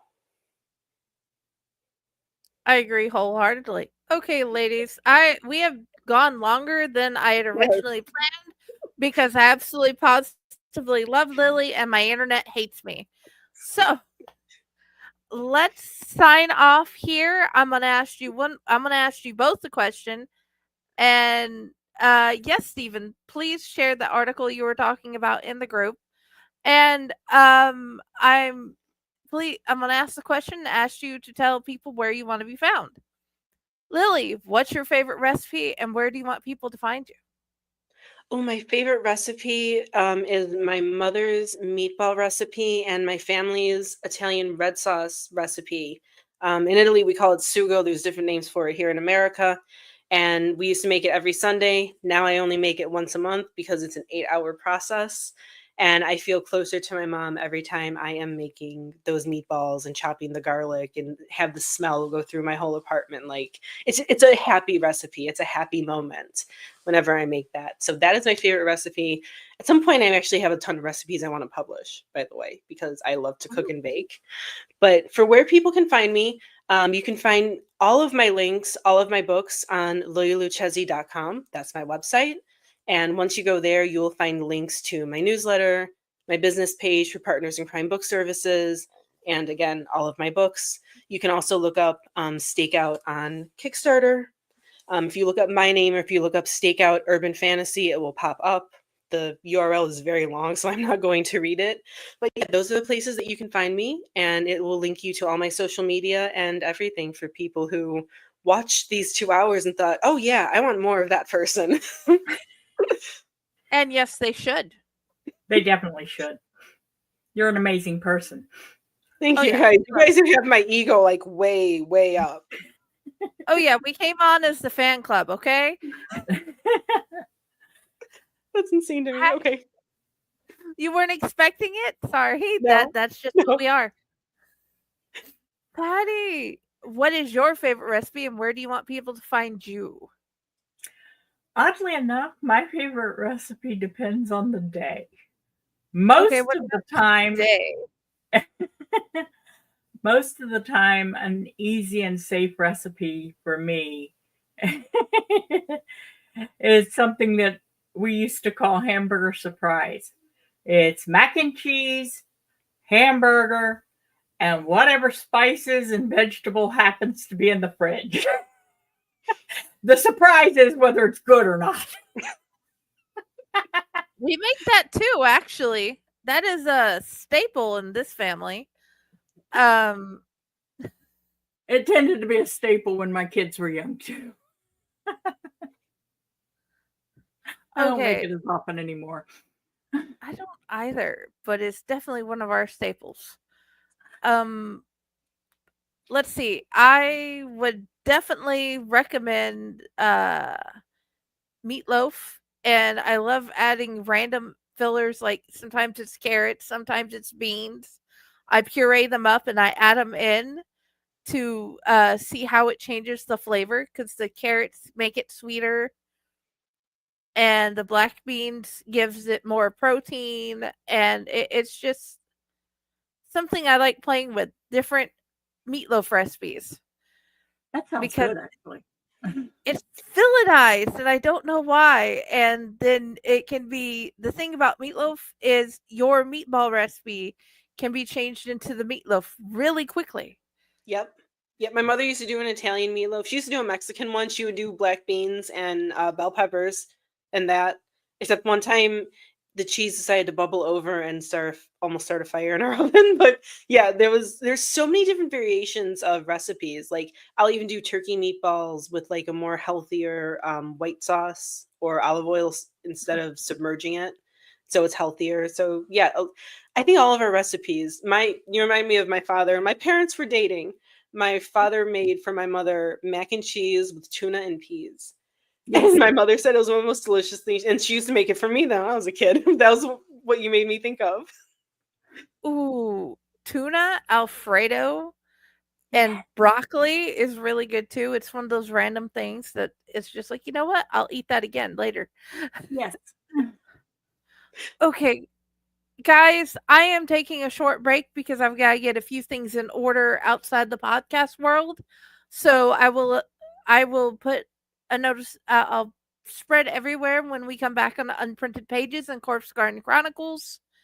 And I'm going to be off the other shows as well, but you can still find me at Fake Horror, Owlite, Jennifer Elliott's my author page, Corpse Garden Chronicles, and Friday with the Library in the Blue Box. And I will continue sharing everything these two ladies do and a whole bunch of other authors. And you're welcome to come join any of our groups anywhere. And of course, before I leave, see this guy? Go check out Fracture Mind Publishing and check out all of the stuff he has there. I recommend that. Not just because I'm in it and I've edited it. I recommend it all. Yeah. Oh, yeah, I do too. So, thank you all for being here. Good night. Night.